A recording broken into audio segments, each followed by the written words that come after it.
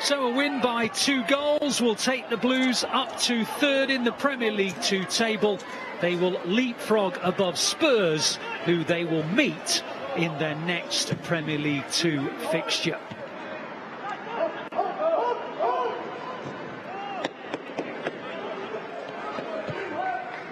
Try to play it forward to quite complete the pass, but City back in possession with Palmer. And Palmer's bending shot is against the crossbar and then pops up into the air for Claesson to gather. Well, a terrific sighter for Cole Palmer. He looks up, sees the opportunity to bend one in, and it's against the bar. City again trying to work something. Palmer's bursting forward. It's not going to reach him just yet. Bolton plays it in. Palmer! Oh, just over. He kicks the post in frustration. Both City and Leeds looking for the pick-me-up of a victory, and Bamford has put it into the back of the net, but he's offside. Well, he's always had an eye for goal, Patrick Bamford. 33 league goals in the last 2 campaigns, and he took that well, but the flag has thwarted him, and you can see he was just in front of Morgan Riley. Here's Palmer. Again, he's made some room for himself. That's lovely play by Palmer. Goodness me, he deserved the goal for his wonderful skills, the step over that got himself free. City now with a counter-attack of their own, and nice little step by Cole Palmer.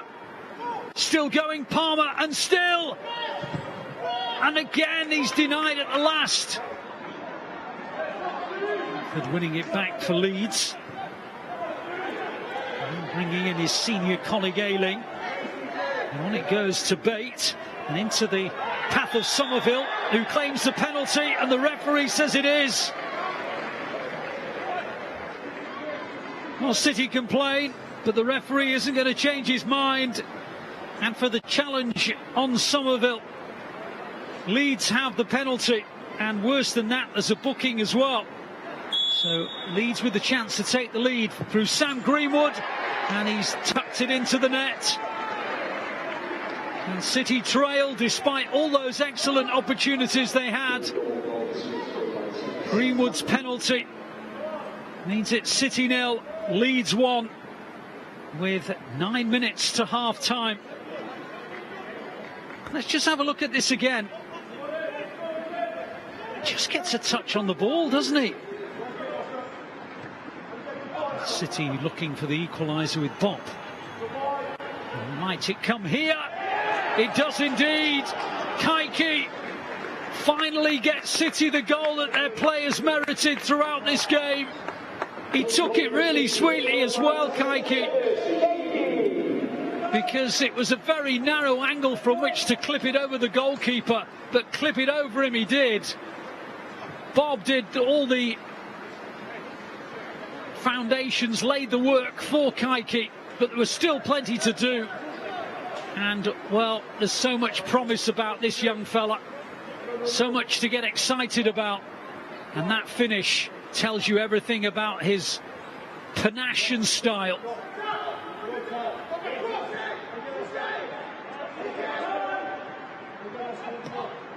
It's a good ball. McAtee, oh, he tried to lay it off unselfishly. City have won it back again, no! And again, within a whisker of scoring.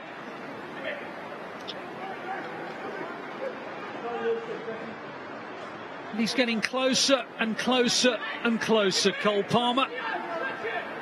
But still, the goal doesn't seem to be arriving for him. And you'll see how close he was with this one. McAtee into the gap. Bolton lays it off. Bob back to McAtee. McAtee! Goodness me, again. How far off? A whisker. Another lovely build-up. And again, another flashing chance across the face of the goal from McAtee.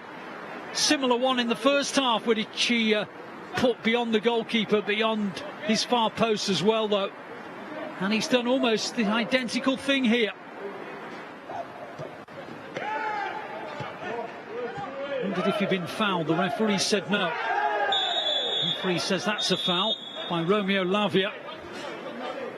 And he was booked in the first half, Romeo Lavia, and City are going down to 10 here. The Blues are going down to 10. Romeo Lavia, booked in the first half, is now booked in the second.